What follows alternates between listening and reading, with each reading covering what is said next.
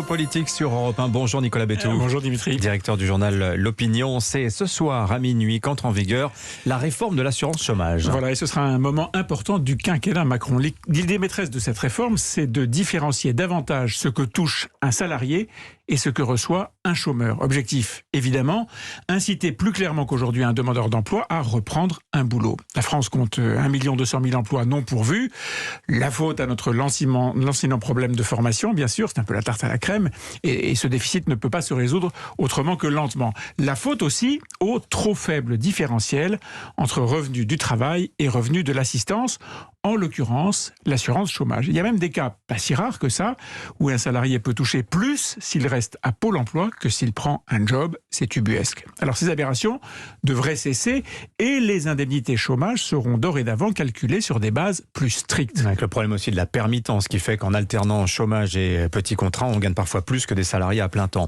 Donc des allocations chômage plus strictes, donc moins généreuses, Nicolas, ce qui fait que cette réforme est évidemment très critiquée. C'est vrai, mais si la boussole de notre politique économique et sociale, ça doit être l'emploi, alors il existe dans ce domaine un exemple grandeur réelle. Ce qui s'est passé en Allemagne depuis une quinzaine d'années après la mise en place d'une réforme de l'indemnisation chômage exactement sur le même principe que ce que va faire la France.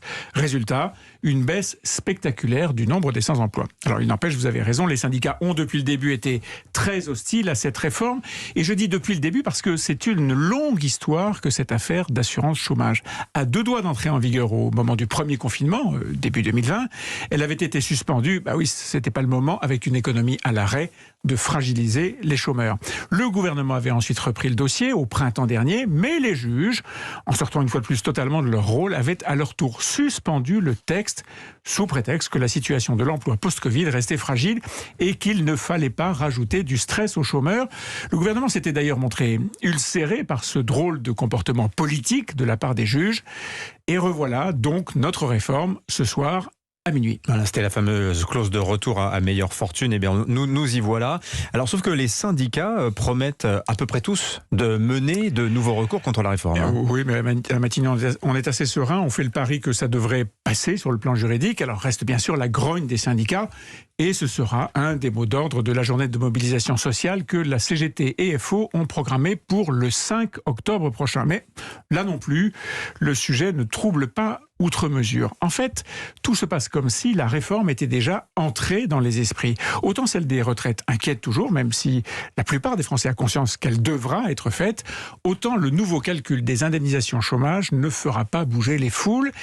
Et Emmanuel Macron ne voudra pas laisser passer cette occasion de marquer le point. Dans le but de valoriser son bilan, j'imagine. Ben voilà, il veut cocher cette case qui lui permet de nourrir son image de réformateur, qui est totalement raccord avec les thèmes du travail et de la récompense, deux des piliers du Macron de 2017. En plus, c'est un sujet qui est totalement partagé par les partis de la droite républicaine et du centre, et qui sera donc bien perçu par le socle électoral qu'Emmanuel Macron a su conserver dans cette partie du pays.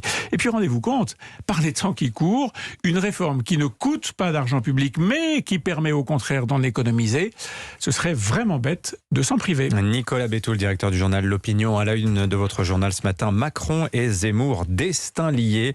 Et oui, percée sondagière du second qui fragmente la droite, ce qui profite au premier. Restez avec nous sur Europe 1.